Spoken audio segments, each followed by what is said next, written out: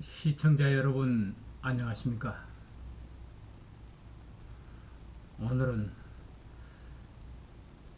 한국군의 영웅 고 최명신 장군님의 말씀이 새삼스럽습니다.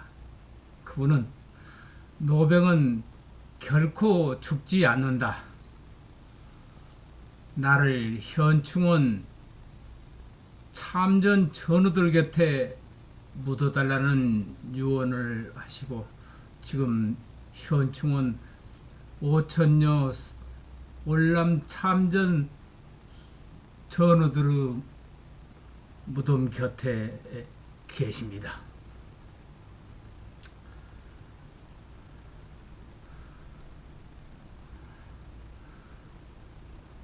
제가 참전 이후 장군님을 처음 뵙게 된 것은 1989년 어느 가을 낙엽이 흘리던 때였습니다.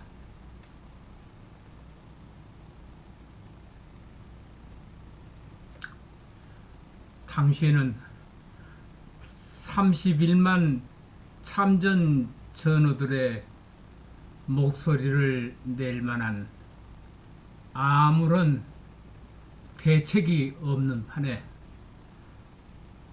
전우들의 모임체를 앞장서서 주선한 게 부산 전우회와 전남 전우회 두 곳에서 대한민국 월남 참전 전우회라는 전우들의 조직을 만들었던 것입니다.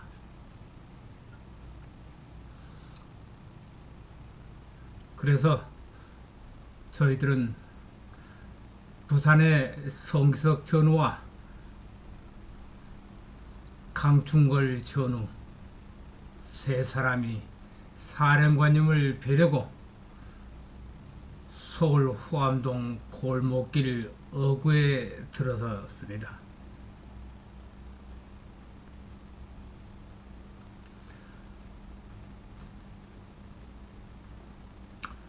처음 대문 앞에서 저희들은 집을 잘못 찾아놓으라며 망설였습니다. 낡은 양옥집에 최명신이라는 문패가 새겨져 있기에 이렇게 낡은 양옥집에서 사실이라고는 상상도 저희들은 못했습니다. 그 당시만 해도 장군님은 월남전에서 많은 부를 얻어 외국에서 편한 노후를 보내신다는 말들이 번지고 있는 판에 그 낡은 집에서 사실이라고는 생각을 못했던 것입니다. 그리고 두 번째 의아스러운 것은 장군님 집 골목길 어귀에 한 곳도 아닌 두 곳의 적은 검문 초서를 보고 의아했습니다. 장군님을 처음 뵙던 날, 그러니까 65년 월남전 이후 초대 사령관으로 월남에 파병하셨던 장군님을 뵌 것은 23년 만에 뵈온 것입니다.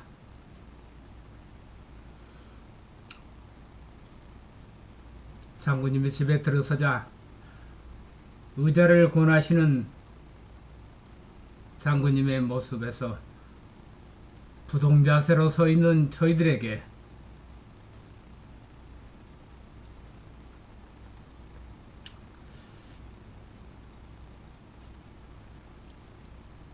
특유의 카랑카랑한 목소리로 야 여기가 사령관실이야?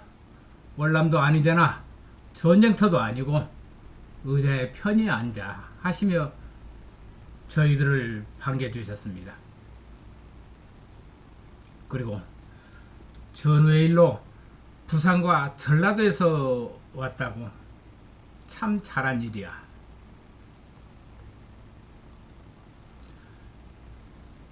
요즘 정치판에서 영호남이 어쩌고 저쩌고 하는데 우리 전우들이 국경은 물론 지역감정 조장을 왜 하는지 모르겠다시며 한숨을 내쉬셨습니다. 나는 고향이 이북인데 그럼 북에 가서 나는 살아야 되지 않나? 라는 말씀에 우리 세 사람은 숙연해졌습니다.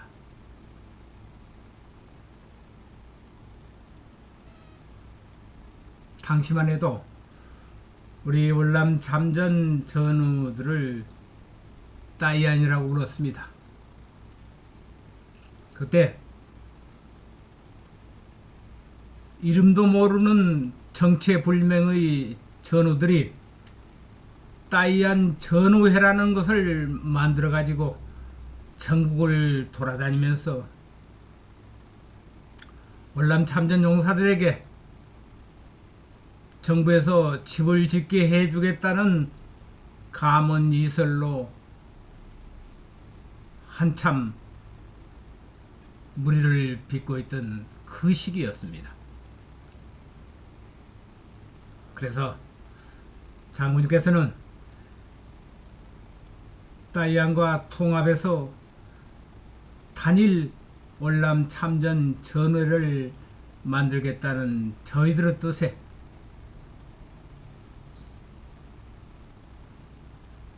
동의해 주시면서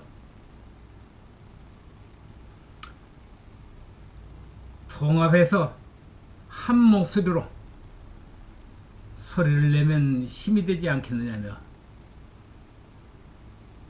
우리 전우들은 월남 땅에서 생사고락을 함께 나누었던 정신으로 마음을 비워야 한다고 강조하셨습니다. 두 단체를 이끄는 책임자들이 마음만 비운다면은 통합은 어렵지 않을 것 같은데 라고 말씀하셨습니다.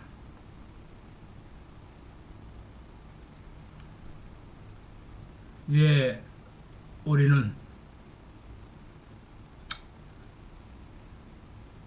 장군님, 저희들은 아무런 직책이 없습니다.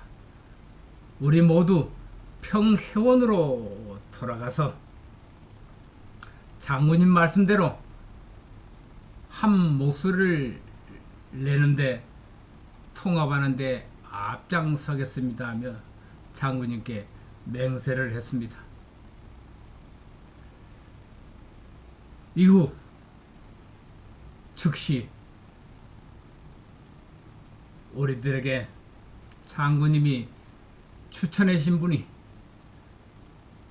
월남 참전 전후에 중앙회장을 맡아주실 분을 추천해 주신 분이 고 박세직 장군을 회장으로 모시고 저희들은 강원도에서 충청도로 경상도와 전라도를 누비면서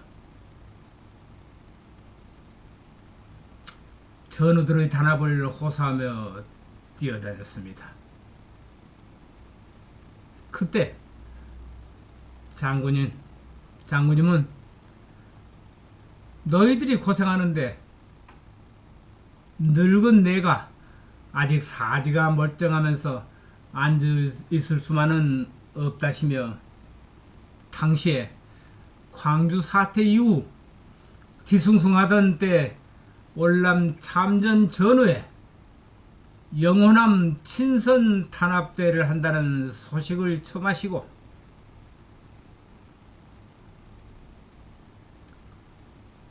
친선 탄압대 전라남도 길을 손수 가져오셔서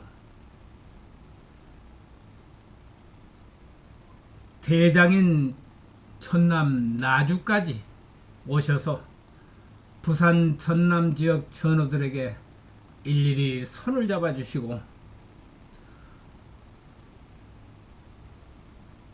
등을 어루만지시며 눈시울을 적시었습니다.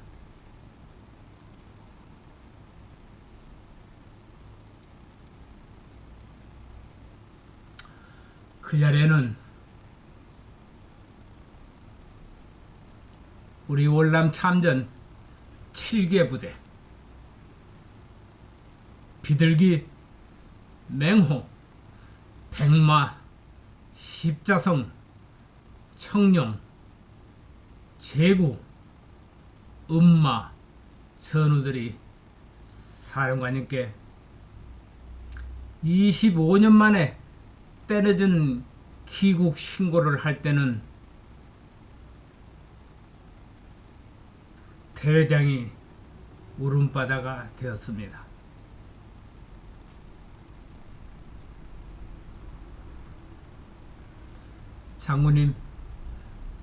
장군님이 그토록 소망하시던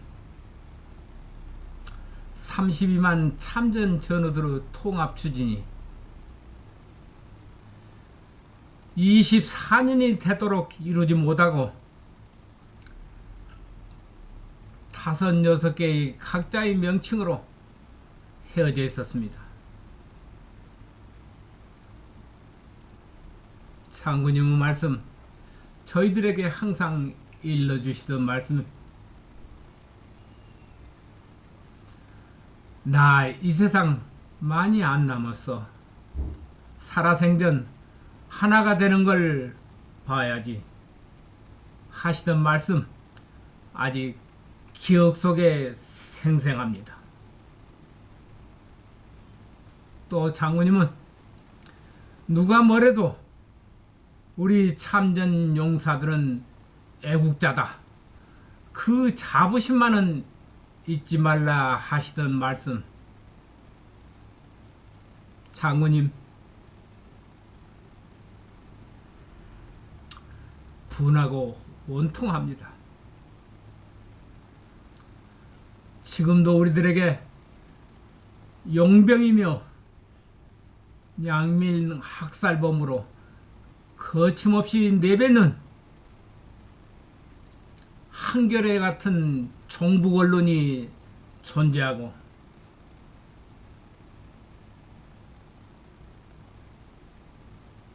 한술 터떠서 지난 대통령을 지낸 김대중은 잘못된 올남 전쟁이었다는 망언을 하고 있으며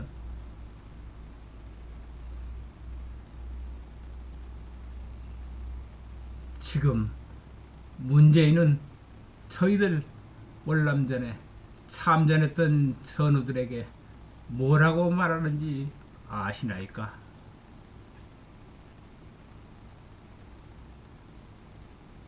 참 기막힙니다. 이제 32만 참전 전우들은 저희들의 정신적 지주이신 장군님을 잃었습니다. 부디부디 장군님께서 평생을 사랑하셨던 월남전 산화 5천여 부하들의 묘역에 영면하시며 종북 세상으로 변모하여 풍전등화 같은 이 나라를 보살펴 주시길 빌고 또 비옵니다.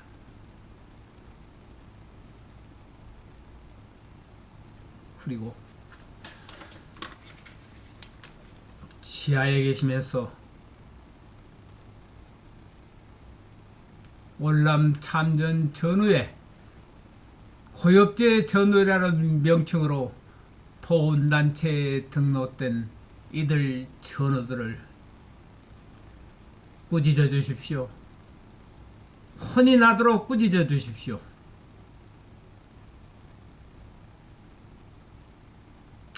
이들이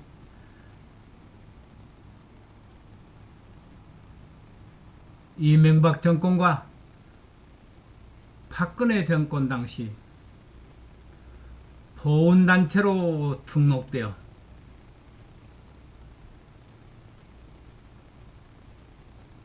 관제도모의 용역으로 변했습니다. 그리고 그들이 정부로부터 받은 대가, 모든 이권 사업에 개입해서 천문학적인 숫자 1,000억 원, 2,000억 원을 이권에서 벌어들여서 자신들의 주머니에 넣고 있는 사실이 최근 밝혀져 가지고, 그것도 우리를 용병으로 매도했던 한겨레 신문에서 세상에 폭로했습니다. 참 부끄럽습니다. 할 말이 없습니다. 장군님, 이들 꾸짖어 주십시오. 저희들은 이 단체를 조직하면서 장군님이 아시다시피 30만 참전 전우들의 명예와 대한민국 경제 부국의 초석이 되었다는 자부심으로 이 단체를 만들었던 것입니다. 그런데 이들이 좌파 정권과 중도 보수 찾는 이명박 정권과 협조하여 관제 데모에 용역으로 우리 참전 전우들을 내몰고 있습니다. 참 기가 막힙니다. 전국 226개의 지부에 고엽제 전후의 후송 차량이라는 차량을 200여 대 국고와 지방비로 만들어 놓고, 그 차량에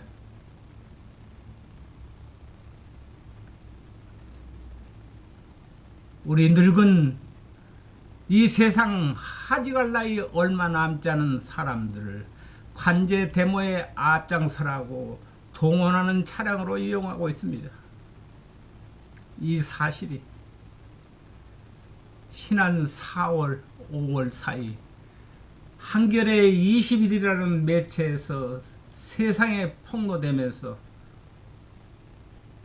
저희들 참전 전우들의 명예를, 자긍심을 꺾어놓고 이제 저희들은 어디 가서 그 자랑스럽게 밝히던 월남 참전용사라는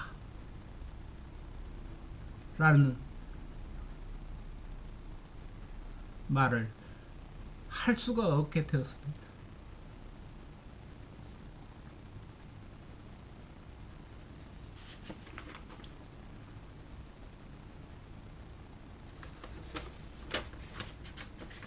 저는